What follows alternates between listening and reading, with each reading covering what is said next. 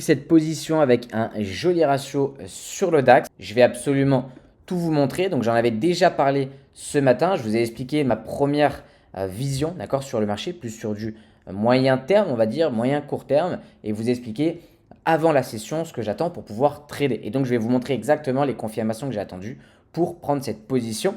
Mais avant ça, pour toutes les personnes qui ne me suivent pas encore sur Telegram, sachez que vous avez mon lien en description. C'est le premier lien. Vous cliquez dessus et dessus, je partage pas mal de choses. Par exemple, propre firme offerte, pas mal d'analyses, ok, et de petites vidéos. Donc n'hésitez pas à y aller. Vous avez le deuxième lien si jamais vous voulez être accompagné, si jamais vous voulez avoir un plan de rentabilité. Vous avez un appel qui est gratuit pendant 30 minutes. Ok, vous allez avoir un coach au téléphone qui vous aidera. Vous prenez votre créneau, c'est 100% gratuit et c'est 30 minutes. D'accord? Et pour terminer, c'est la dernière possibilité de profiter de cette offre. Donc une propre firme à 50 000 dollars acheté, une propre firme à 10 000 dollars offerte. Donc l'équivalent de 120 euros d'économiser. C'est le troisième lien. Vous cliquez dessus et vous avez toutes les explications.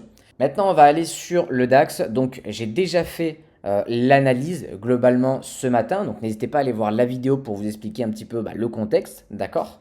Maintenant, je vais me concentrer sur les confirmations.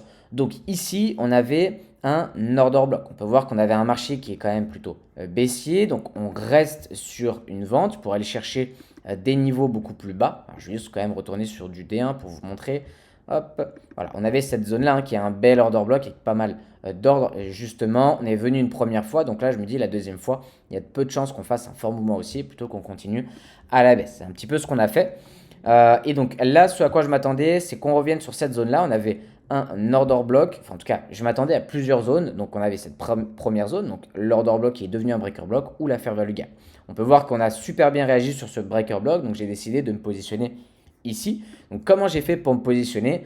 Assez simple, sur du 15 minutes, donc là j'ai tout simplement un point haut, un buy side liquidity, donc une liquidité interne. On revient dans de la fair value gap, d'accord? En plus, on a un petit order block ici.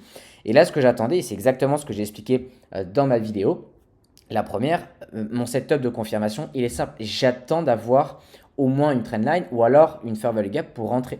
Ok? Et là, c'est exactement ce qu'on a eu. On a créé une trendline et donc cette trendline m'a beaucoup intéressé justement pour rentrer en position. D'accord? Donc, ce qui m'a intéressé, c'est quoi? C'est que dans un premier temps, on a cette belle trendline, hein, forcément, et on va avoir aussi cette manipulation. Là, on a une première hausse. Donc, ça, c'est un petit achat d'ailleurs que j'ai pris. Une première hausse du marché. D'accord? Et une fois qu'on a eu cet achat, le marché a accumulé, accumulé, accumulé. Il a pris une dernière fois la liquidité et ensuite le marché a rechuté. Une fois qu'on a eu cette prise de liquidité, en fait, ce à quoi je m'attendais, enfin plutôt ce que j'attendais, c'était qu'on vienne casser un précédent order block. Donc ici, c'est exactement ce qu'on a fait. On a cassé l'order block. Ok, on avait une trendline ici et la grosse trendline. Et une fois qu'on a cassé l'order block, d'accord, on peut voir ici avec cette bougie, j'ai décidé de me placer à ce moment-là. Je me suis placé derrière le breaker block et ensuite j'ai profité de la baisse. Alors j'aurais pu aller plus loin, ok, j'aurais pu aller au moins jusque là, d'accord, parce que en soi ici on avait une belle zone, une belle zone à récupérer. On avait déjà un EQL ici qui a quand même été récupéré, ok, mais on en a créé un autre du coup à cet endroit-là. Et donc pour moi c'était une zone qui était largement récupérable, mais j'ai décidé quand même de arrêter avant, ok, avec un petit ratio de 3, c'est quand même plutôt pas mal. Et alors j'ai pris un petit risque sur cette position, mais globalement, ça reste quand même un petit ratio de 3 assez intéressant et on peut voir que le marché a continué de chuter. Alors pourquoi le marché a continué de chuter? Et certains vont me dire, mais pourquoi tu n'as pas continué? Tu aurais pu faire un ratio de, je sais pas, peut-être, je sais pas, peut-être de 25, enfin, je sais pas combien ça peut faire, je vais regarder. Tac. Ouais, un beau ratio, mais enfin, c'est pas du tout représentatif déjà du vrai trading, en tout cas, et de mon trading, d'accord? Personnellement, je prends mes gains et j'arrête. Pourquoi? Parce que je suis pas devin, je sais pas que le marché va aller jusque-là. Je peux pas savoir, ok?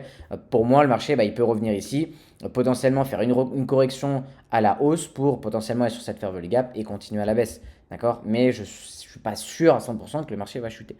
Donc, j'ai décidé de m'arrêter là. Et pourquoi le marché a fait ça? Globalement, on est bien revenu sur cette order block, donc maintenant breaker block, d'accord? Et une fois que le marché a manipulé ici, bon, il a récupéré apparemment suffisamment de liquidité pour repartir à la baisse, d'accord? Encore une fois, pourquoi je ne l'ai pas gardé aussi? Tout simplement parce que si je mets mon Fibonacci, on avait la zone des serres en 50 qui était là, et donc après la fair value gap. Donc pour moi, il y avait quand même des probabilités qu'on revienne au moins jusque là pour rechuter, chose qu'on n'a pas fait, d'accord?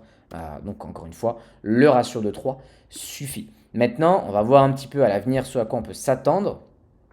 Hop, ici, on peut voir que le marché a créé encore une fois une trendline, d'accord? Et donc là, on va potentiellement avoir un arrêt du marché qui va corriger pour rechuter. Et pour moi, ces niveaux-là, on va venir tout simplement les récupérer. Le marché ne crée pas ces niveaux-là pour rien, d'accord? On va créer donc cette trendline, de la liquidité, on va venir récupérer la liquidité pour potentiellement par la suite repartir à la hausse, ok? C'est ce que j'attends, ça fait un petit moment que je vous en parle. Pour moi, le marché reste baissier, donc j'attends. Alors, ça ne veut pas dire que le marché est baissier sur du long terme, que je vais chercher que des ventes, hein. Non, c'est juste que, vu que je sais qu'on est baissier, je vais prioriser déjà certaines ventes, ok? Et si je vois qu'on a des setups vendeurs, ça va être pour moi plus intéressant que des setups acheteurs. Mais sur du long terme, on reste plutôt vendeur, d'accord? Donc voilà un petit peu pour cette analyse. Rien de plus pour le moment. On peut voir que voilà, le marché a très très bien chuté. Souvent, quand on a une première grosse impulsion suivie d'une correction en plein milieu et d'une autre impulsion, on peut s'attendre à ce que le marché, à cet endroit-là, typiquement, fasse une plus grosse correction. D'accord? C'est rare qu'on ait deux grosses impulsions directes. En général, le marché fait toujours une plus grosse correction, récupérer des liquidités pour repartir. Donc voilà, faites attention. Si jamais vous voulez vous replacer en vente ici, pas bonne idée. Ok, vaut mieux attendre. Bon là, on est le vendredi hein, dans tous les cas, mais vaut mieux attendre. Je sais pas si lundi, potentiellement que le marché fasse une plus grosse correction avant de repartir en vente. D'accord? Donc voilà un petit peu pour cette analyse. N'hésitez pas à me dire si ça vous plaît, à mettre des commentaires, un j'aime et à vous abonner. Et on se retrouve pour de nouvelles vidéos, potentiellement ce week-end si on a des news sur le marché.